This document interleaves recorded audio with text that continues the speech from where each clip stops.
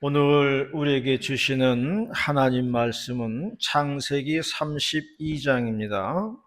창세기 32장 20절에서 31절 말씀까지 한 절씩 교독을 하시겠습니다. 또 너희는 말하기를 주의 종 야곱이 우리 뒤에 있다 하라 하니 이는 야곱이 말하기를 내가 내 앞에 보내는 예물로 형의 감정을 푼 후에 대면하면 형이 혹시 나를 받아주리라 함이었더라.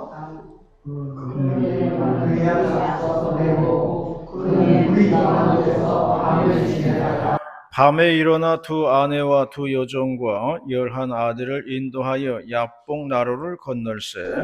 그들을 인도하여 시내를 건너가게 하며 그의 소유도 건너가게 하고. 야곱은 홀로 남았더니 어떤 사람이 날이 새도록 야곱과 씨름을 하다가 자기가 야곱을 이기지 못하려고 그가 야곱의 허벅지 관절을 치고 야곱의 허벅지 관절이 그 사람과 씨름할 때에 어긋나더라. 그가 이르되 날이 새야 하니 나로 가게 하라. 야곱이 이르되 당신이 내게 축복하지 아니하면 가게 하지 아니하겠나이다. 그 사람이 그에게 이르되 내 이름이 무엇이냐. 그가 이르되 야곱이니라. 그가 이르되 내 이름을 다시는 야곱이라 부를 것이 아니요 이스라엘이라 부를 것이니 이는 내가 하나님과 및 사람들과 겨루어 이겼음이니라. 야곱이 청하여 이르되 당신 내 이름을 알려주소서. 그 사람이 이르되 어찌하여 내 이름을 묻느냐 하고 거기서 야곱에게 축복하니라. 그러므로 야곱이 그곳 이름을 분이엘이라 하였으니 그가 이르기를 내가 하나님과 대면하여 보았으나 내 생명이 보존되었다 함이더라. 그가 분이엘을 지날 때에 해가 돋았고 그의 허벅지로 말미암아 적었더라. 아멘. 가수 한정선이라고 있습니다. 우리가 솔개 트리오라고 그렇게 많이 들어봤을 텐데요. 솔개 트리오. 누군지 알아야 되니까 잠시 좀 이해를 돕기 위해서 영상을 좀 보도록 하겠습니다. 잠깐 앞부분만.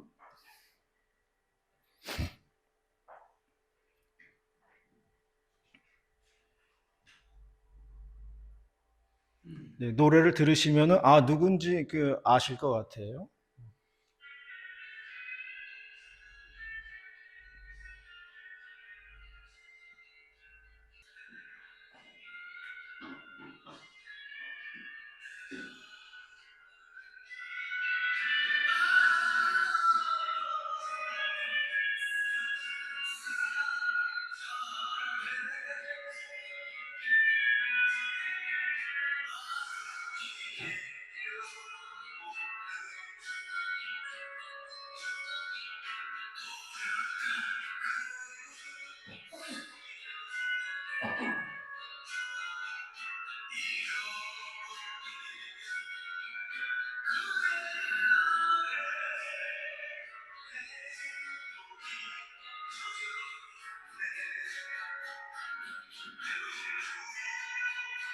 예, 누군지 알겠죠? 노래 들어봤으니까.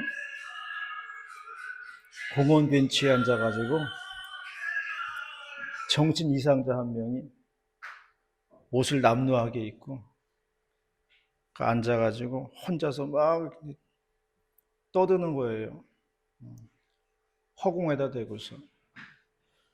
모두 다 이제 길거리에 이제 거지인가 보다 하고 지나쳤는데 어느 행인 한 명이 지나가면서 언뜻 보니까 그 왕년에 가수였던 한정선 같은데 긴가민가 하니까 이제 방송국에 제보를 했어요. 공원 벤치에 정신 이상자 한 명이 꼭 그 시간에 나와가지고 저렇게 혼자 떠드는데 내가 볼 때는 옛날 가수 한정선 같다. 그러니까 한번 좀 취재를 해보라고 이렇게 제보를 했어요. 그래서 방송국에서 나와가지고 며칠 동안 잠복을 하면서 이제 취재를 한 거예요. 근데 가수 한정선이 맞는 거예요.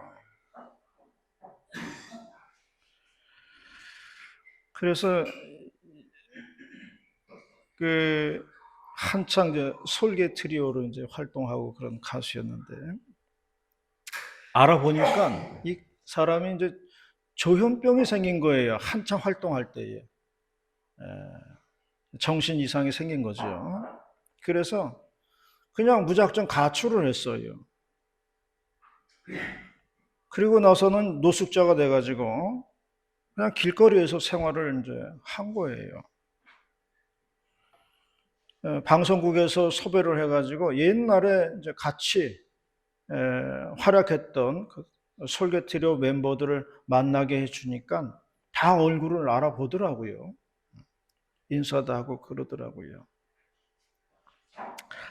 이제 집에다가 데려다 주고 약을 먹이고 이렇게 했습니다만은 워낙 오랜 세월 동안에 이렇게 생활이 엉망이었기 때문에 이런저런 병이 많이 있었어요. 그래가지고 발견하고서 몇 년 살다가 2019년도 3, 4년 전이죠. 2019년도에 돌아가셨어요. 저는 이 내용을 보고서 굉장히 충격을 받았어요. 어떻게 사람의 인생이 저렇게까지 될 수가 있을까? 그런 생각을 하면서 굉장히 놀랐습니다. 그래서 한번 노래도 이제 들어보고 또 생각도 이렇게 많이 해보곤 했습니다. 사람의 인생이 일장춘몽이라고 하더니만 사람이 참 이렇게 허무하게 가는구나 하는 그런 생각이 다 들더라고요. 그래서 우리가 이런 걸 보면은 참 우리 삶에 많은 교훈을 얻게 되더라고요. 우리가 많이 깨닫고 배우는 게 있다고 하는 것을 알 수가 있습니다. 오늘 말씀은 야곱의 인생에 대한 말씀이에요. 믿음의 조상 아브라함으로부터 시작해가지고요. 그 아들 이삭 그리고 야곱인데요. 야곱에게서 12지파가 나오는 것을 볼 수가 있습니다. 오늘 본문의 말씀을 통해서 야곱 인생의 4단계에 대해서 말씀을 상고하도록 하겠습니다. 첫 번째로는 야곱 인생의 1단계는 자기 힘으로 살아가던 시절이었다는 겁니다. 야곱에게 형이 하나 있었어요. 에서라고 하는데요. 에서는 사냥꾼이었습니다. 어느 날 에서가 사냥을 하고 돌아왔는데 배가 너무 고팠어요. 때마침 동생 야곱이 팥죽을 끓이고 있었습니다. 성경에는 팥죽이라는 말은 없는데 그냥 붉은 것이라고는 했는데 우리나라 사람들은 다 그거를 팥죽이라고 이렇게 생각을 합니다. 그리고 다 팥죽이라고 이해를 해요. 그 붉은 것을 좀 달라고 에서가 그랬어요. 그랬더니 야곱이 조건을 달았습니다. 팥죽을 줄 테니까 장자권을 달라고 그랬어요. 에서는 장자권에 대한 이해가 없었습니다. 그래서 알았다고 하면서 팥죽 한 그릇 얻어먹고 장자권을 주었어요. 야곱은 자기가 갖기를 원했던 것을 얻은 거예요. 자신의 노력으로, 힘으로, 자기의 꾀로, 자기의 목적한 바를 얻었다는 겁니다. 이번에는 아버지 이삭이 나이가 많아가지고 돌아가실 때가 되었어요. 이스라엘에는 아버지가 장자에게 축복을 하는 그런 문화가 있었습니다. 그래서 이삭이 자기가 죽기 전에 아들 에서에게 축복기도 하고 죽으려고 에서를 불렀는데 이때 야곱이 엄마의 도움을 받아가지고 에서로 변장을 합니다. 몸에는 짐승의 털을 붙이고요. 목소리도 형처럼 굵게 해가지고 에서의 흉내를 내는 거예요. 아버지 이삭은 나이가 너무 많이 먹어서 눈도 안 보이고 귀도 잘 안 들리고 하니까 알아보지를 못했어요. 그래서 야곱을 에서로 생각을 하고 축복기도를 하지요. 이렇게 야곱은 자기가 얻으려고 하는 것은 수단과 방법을 가리지 않고 다 얻었다는 겁니다. 우리네 인생들도요, 자기 방법대로 살던 때가 있었습니다. 내 지식과 힘을 믿고 자기 마음대로 살던 시절이 있었어요. 흡사 성경에서 말하는 집 나간 작은 아들의 모습이 있는 겁니다. 작은 아들이 아버지에게 자기의 유산을 나눠달라 그랬어요. 아버지는 하는 수 없이 작은 아들에게 유산을 나누어 주었습니다. 작은 아들 그것을 가지고 자기 뜻대로 나가서 살기 시작했습니다. 객지에서 허랑방탕하게 살았다고 그랬어요. 돈은 모으기는 힘들어도 쓰기는 쉬운 법, 가지고 있던 재산 다 낭비하고 말았습니다. 그래서 나중에는 먹을 것이 없어가지고 돼지가 먹는 쥐염 열매로 배를 채우게 되었다는 겁니다. 결국 나중에는 회개하고 아버지의 집으로 돌아왔다고 하는 그런 이야기입니다. 성남에서 제가 전도사를 할 때 여집사님 중에 한 분이 예전에 부모님의 반대를 무릅쓰고 집을 나가가지고 남자와 살림을 그냥 차린 거예요. 남편도 나쁜 사람은 아니에요. 그 성남에 샤니 케이크라는 공장이 있어요. 거기 다니시던 분입니다. 두 분 다 신앙생활 잘 하시고 이제 교회도 열심히고 회사도 열심히 다니고 그랬어요. 그런데 젊었을 때는 무조건 둘이 나가서 살림 차린 거예요. 제가 신방을 가서 물어봤어요. 집사님, 혹시 부모님이 그렇게 반대를 하시면은 반대를 무릅쓰고 지금도 결혼을 하실 거예요? 하고 물어봤더니 여집사님 대답이 그러더라고요. 지금은요, 부모님이 반대하면은 안 하겠습니다. 그러더라고요. 부모님이 반대하면은 뭔가 이유가 있기 때문에 부모님 말씀 듣겠다고 그러더라고요. 근데 젊을 때는 그걸 모르는 거죠. 나이가 들어보니까 이제 그걸 깨닫는 거죠. 그러면서 이제 고민을 이야기하더라고요. 딸이 집을 나갔다는 거예요. 사귀는 남자가 있는데 반대를 했더니만 집을 나갔다는 거예요. 나는 그 얘기 듣고서요. 아이고 이게 무슨 돌림 노래인가 그런 생각이 들더라고요. 엄마가 겪은 일을 딸이 똑같이 겪더라고요. 뭐 나쁜 사람들이 아니니까 뭐 나중에는 다들 잘 살 거라고 저는 생각을 합니다. 아무튼 이렇게 자기 마음대로 살던 시절이 있는 거예요. 야곱은 자신의 수완으로 젊은 시절을 살았습니다. 하나님 모르고 자기 뜻대로 살던 우리들의 모습이에요. 그러나 하나님 없는 자기 중심적인 생활은 나중에 실패를 가져오게 된다는 것입니다. 그러므로 하나님 중심으로 사시기를 바랍니다. 하나님의 뜻대로 사시기를 바랍니다. 그것이 우리에게 복이 되는 거예요. 이러한 저와 여러분이 다 되시기를 바라겠습니다. 두 번째로 말씀하는 것은 자기가 한 그대로 돌려받는 단계예요. 그게 야곱의 2단계입니다. 야곱이 형의 미움을 받기 시작했습니다. 그래서 외삼촌 라반의 집으로 도망을 갈 수밖에 없었어요.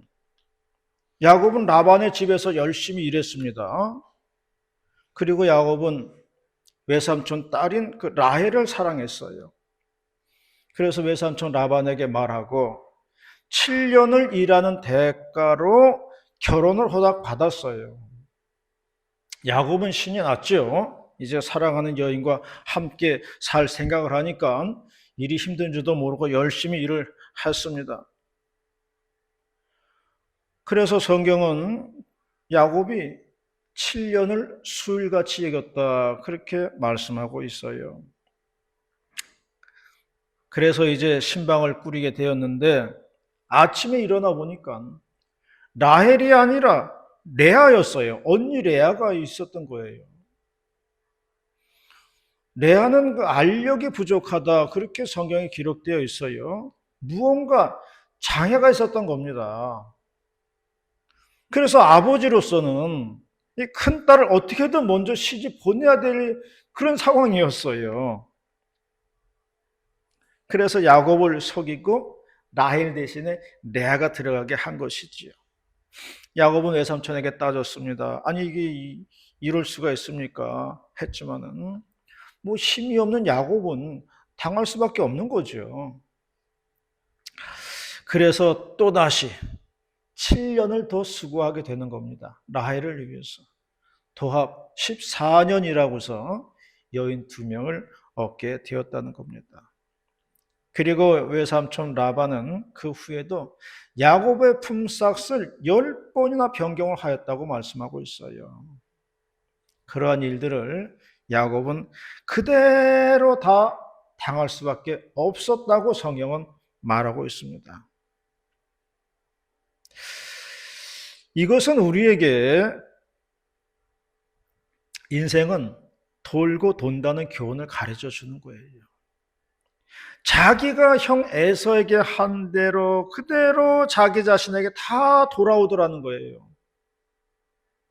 야곱이 행한 대로 자기가 다 돌려받는 단계입니다. 세상은 돌고 돌아가지고 다시 자기에게로 다 돌아오게 되어 있는 거예요. 그래서 우리나라 유명한 속담 중에 뿌린 대로 거둔다는 말이 있는 겁니다. 자신이 무엇을 뿌리든 그대로 돌려받게 되었다는 것입니다. 축복을 뿌리면 축복을 거둘 것이지만은 저주를 뿌리면 재앙을 거둔다는 겁니다. 그러므로 우리가 무엇을 뿌리는가가 중요한 거예요. 축복을 뿌리시기를 바랍니다. 축복을 어떻게 뿌리는가? 그건 말로 뿌리는 거예요. 우리의 입으로 뿌리는 겁니다. 그래서 우리의 말이 중요한 거예요. 말에는 권세가 있다고 했습니다. 발 없는 말이 천리를 간다고 했고요. 말은 창검보다도 예리해가지고 말로 받은 상처는 오래 간다고 했습니다. 말로 청량빛을 갚는다고 했고요. 칭찬은 고래도 춤추게 한다고 했습니다. 대고면 연합회에 이제 새로 오신 목사님이 계세요. 뭐 연세가 65세라고 하던데 대고면에다가 개척을 했어요. 원래 대고중앙교회에 있던 자리예요. 학교 앞에 큰 길 3층에 있는 대고중앙교회 자리인데 원래 그전 목사님은 목회를 접었어요. 목회를 그만두고 다른 일을 한다고 그러더라고요. 이제 그 자리에 이제 이 목사님이 이제 들어와서 목회를 하게 되는 거예요. 그런데 연합회 이제 카톡을 보니까 이분이 토마토 농장 그 비닐하우스에 가가지고 이태리 가곡을 막 부르는 거예요. 식물도 음악을 들으면은 뭐 잘 자란다고 하면서 이태리 가곡을 뭐 원어로 아주 뭐 잘 부르더라고요. 그래서 제가 목사님 옛날에 무엇을 하셨냐고 물어봤더니 자기는 옛날에 연극 배우를 했다고 그러더라고요. 방울토마토 잘 자라라고 노래를 불러주는 것을 보았습니다. 우리의 입이 방울토마토한테도 영향을 준다는 거예요. 그만큼 우리의 말이 중요하다는 얘기를 하는 거죠. 그래서 우리가 말을 잘해야 하는 겁니다. 나무는 그 열매로 나무를 알지만은 사람은 입에서 나오는 말로서 판단하는 거예요. 말로서 그 사람을 아는 겁니다. 그러므로 우리가 입으로 축복의 씨앗을 뿌리시기를 바랍니다. 그러면 언젠가는 그것이 나에게 돌아오게 되어 있는 거예요. 사람들은 저마다 다 복을 받기 원하지요. 그렇다고 한다면 방법은 간단한 거예요. 사실 방법은 간단합니다. 우린 다 축복받기 원하지요. 방법은 간단해요. 축복을 뿌리면 되는 거예요. 그냥 뿌리세요. 그럼 나중에 언젠가 거두게 돼 있는 겁니다. 얼마나 간단해요. 쉽잖아요. 다 이러한 축복을 뿌리시고 거두시기를 바라겠습니다. 미국의 유명한 목사님 어머니는 암을 선고받았어요. 암을 선고받으면 절망이에요. 그런데 기도하는 중에 지혜를 얻었다고 그래요. 성경에서 병치료 받은 말씀, 나았다는 말씀만 싹 뽑아가지고 말씀 적어놓고서 노상 그 말씀 읽고 외우고 묵상하고 했다는 겁니다. 치료되었다, 나음을 입었다, 살아났다, 이런 말씀만 읽고 외우는 것이었어요. 그런데 신기하게도 암도 더 이상 성장하지 않고 멈추게 되었다는 그런 간증을 하였습니다. 그만큼 말씀에는 권세가 있는 겁니다. 그러나 부정적인 얘기나 안 좋은 얘기를 하면 무한히 떠나지를 않는 겁니다. 마귀는 그런 자료를 좋아해요. 그래서 헐뜯고 비난하고 정죄하는 그런 자료를 마귀는 찾아가게 되어 있습니다. 그러므로 우리는 입에서부터 은혜의 말씀이 나와야 하는 것입니다. 그래서 그 말씀 가지고 사는 것이고요. 그리고 그 말씀으로 우리는 힘을 얻는 것입니다. 축복을 받는 것은 참 쉬워요. 우리가 축복을 뿌리면 되는 것입니다. 뿌린 대로 돌아온다고 되어 있습니다. 하나님은 공평하신 분입니다. 뿌린 대로 거두게 하시는 게 공평하신 하나님이에요. 거룩하고 좋은 것들을 많이 뿌려서 풍성한 수확을 하시는 저와 여러분이 되시기를 바라겠습니다. 세 번째로는 자기 힘으로 문제를 풀어보려는 단계가 있다는 겁니다. 20절 말씀입니다. 20절 말씀을 다 같이 봉독하도록 하겠습니다. 시작. 또 너희는 말하기를 주의 종 야곱이 우리 뒤에 있다 하니 이는 야곱이 말하기를 내가 내 앞에 보내는 대불로 형의 감정을 푸르게 대변하면 형이 혹시 나를 나가리라 하였더라. 수구초심이라고 했습니다. 이제 야곱도 객지 생활을 접고 이제 고향 땅으로 돌아올 때가 되었어요. 그런데 고향 땅에는 이제나 저제나 야곱이 돌아오면은 복수를 하겠다고 이를 가는 형 에사가 있었습니다. 이제 야복강만 건너가면 고향 땅이에요. 이때 야곱은 머리를 써서 이 난관을 헤쳐나가려고 합니다. 먼저 형의 마음을 풀어줄 선물을 많이 보냅니다. 양떼 보내고 소떼, 낙타떼 이런 것들을 많이 보내가지고 형의 마음을 좀 사로잡으려고 이렇게 했어요. 그런데 그것으로 문제가 해결이 안 됐습니다. 다음으로는 핏줄인 그 혈연 관계를, 가족 관계를 이용했어요. 아내를 보내고 자식을 앞장 세워서 보냈습니다. 형에게는 재수씨고 조카들이에요. 그런데 이것도 실패를 했어요. 여기서 야곱은 알게 되었습니다.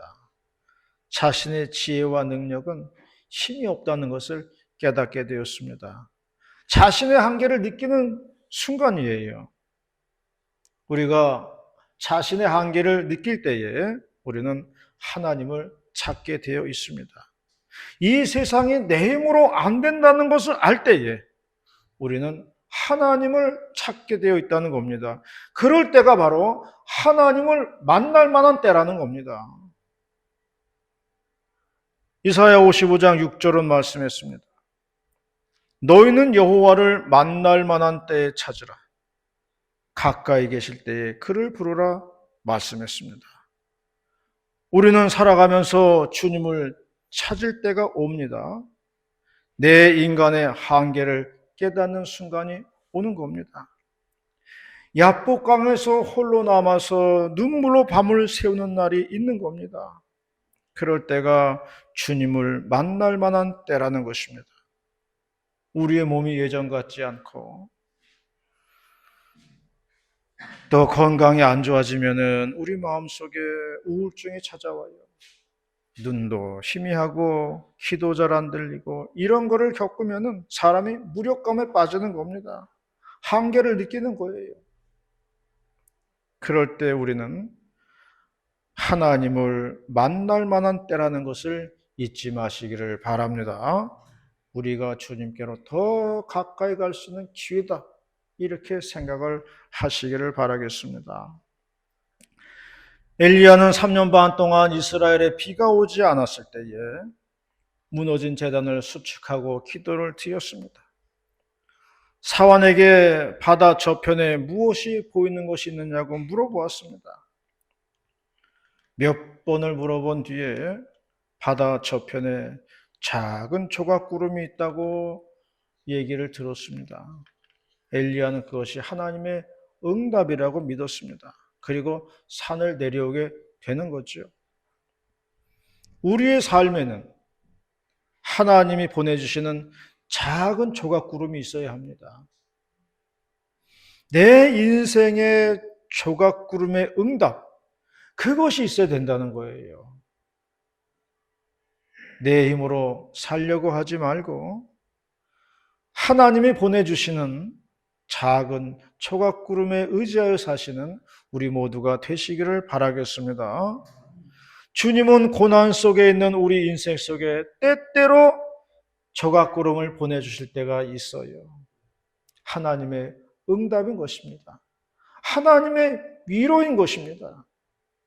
이러한 은혜를 받아야 우리가 사는 거예요. 내 뜻을 접고 하나님의 인도하심에 맡기는 저와 여러분이 되시기를 바라겠습니다.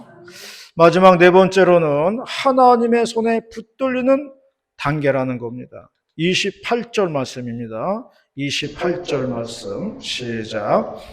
그날에 내 이름을 다시는 야곱이라 부를 것이 아니요 이스라엘이라 부를 것이니 이는 내가 하나님과 민 사람들과 더불어 이겼습니다.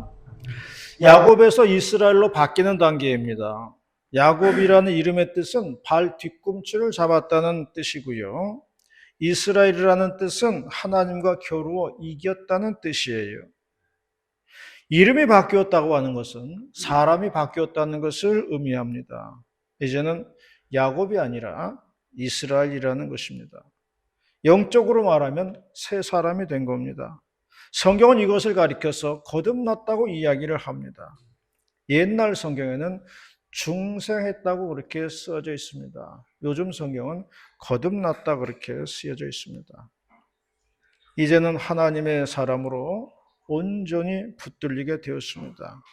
주님과 함께 주님의 마음이 내 마음이고 주님이 기쁘면 나도 기쁘고 주님이 좋아하시는 일을 내가 하게 된다는 것입니다. 주님이 싫어하시면 안 하게 되는 겁니다. 이럴 때 우리가 주님과 하나가 되는 것입니다. 그러면 모든 일들이 다 눈 녹듯이 다 풀려나가는 기적들을 보게 된다는 겁니다. 잠언서 16장 7절은 말씀했습니다. 사람의 행위가 여호와를 기쁘시게 하면 그 사람의 원수라도 그와 더불어 화목하게 하시느니라 말씀을 했습니다. 하나님을 기쁘시게 하면은 모든 것이 풀려진다고 하는 것을 말씀하고 있는 겁니다. 야곱이 야복강에서 이스라엘로 바뀌었을 때에 형 에사가 바뀌는 놀라운 기적을 체험하게 됩니다. 내가 바뀌니까 상대방도 바뀌더라는 거예요. 내가 변화하면 상대방도 변화합니다.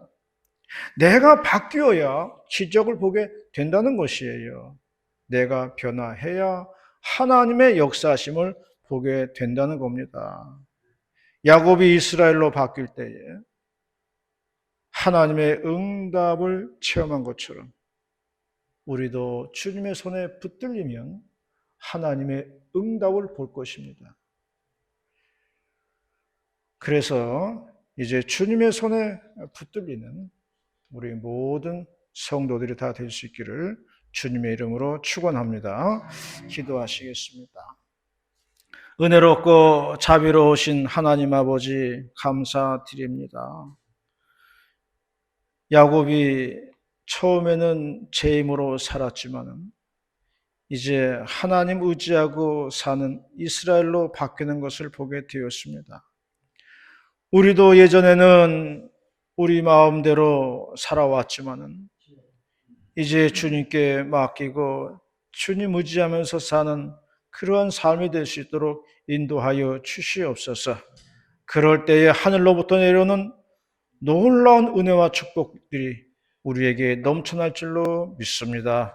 감사 찬송 올리며 모든 말씀을 예수님의 이름으로 기도 올리옵나이다. 아멘.